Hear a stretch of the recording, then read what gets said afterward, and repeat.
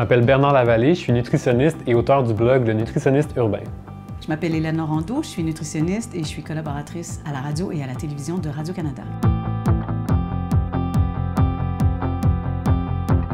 Certainement que ça t'est arrivé, tu sers ça là, sur la table, puis là, les gens vont dire « Ah ben les nutritionnistes vont manger les concombres, puis la pizza... ça, Jamais un nutritionniste mange de la pizza! Interdit!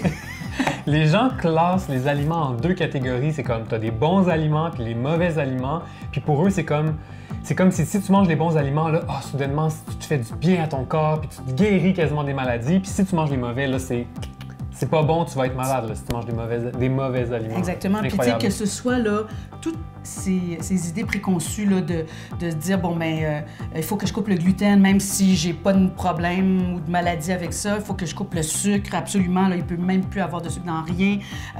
Il faut que je coupe, je sais pas moi, les 4 P, là. C'était quoi déjà? C'était les pâtes. Pain, pâtes, patates, pâtisserie. Pâtisserie. Il manque le P du plaisir aussi, qui coupait là-dedans. J'adore ça! Mais c'est ça qui est dommage, c'est que les gens arrêtent de penser au plaisir. Puis donc là, on se restreint, mais c'est impossible de se restreindre toute sa vie. Et donc c'est clair qu'à un certain moment, si tu t'es toujours privé de manger de la pizza, mais quand tu vas te permettre d'en manger, tu vas manger des super grosses quantités, puis tu vas te sentir coupable parce que tu l'as mangé. Exact. Puis même avec les bons aliments, c'est pas mieux de se forcer à manger des bons aliments qu'on n'aime pas. Donne-moi donc un exemple. Mais moi, le foutu kale, là, que je suis plus capable. Moi, j'aime ça, le kale. Mais les gens ont l'impression que s'ils mangent pas du kale, ils vont pas être en santé. À chaque repas? Oui, quasiment, tu sais, quasiment. Et donc, ils se forcent puis ils développent une relation négative avec. Ils se disent... Et puis à un moment donné, c'est comme, j'aime pas ça le kale. On s'en fout, là. Manger d'autres légumes. Mange d'autres légumes verts, il y en a plein, là. Des épinards, de la roquette, je sais pas, moi, une salade. Fais-toi plaisir. Mais oui. Comment était...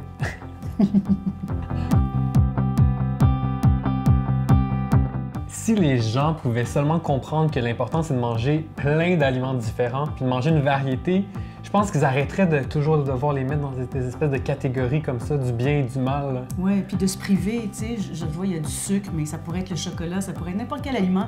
Plaisir, c'est important de se donner le droit et la permission d'intégrer ces aliments-là dans notre alimentation sans culpabilité et sans se dire « Ah, ben là, j'ai mangé de la pizza aujourd'hui, ma journée est foutue. » Ma journée est foutue. Alors, bon, ben tant pis, amène-en de la malbouffe.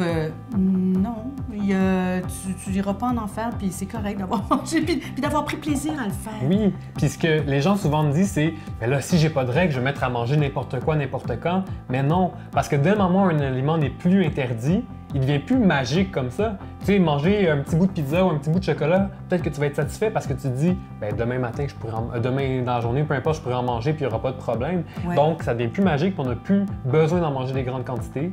Parce qu'on va le savourer. Ça devient un aliment comme un autre. Exactement. Retrouvez votre équilibre en vous laissant guider par les signaux que votre corps vous envoie et par ce qui vous procure du bien-être.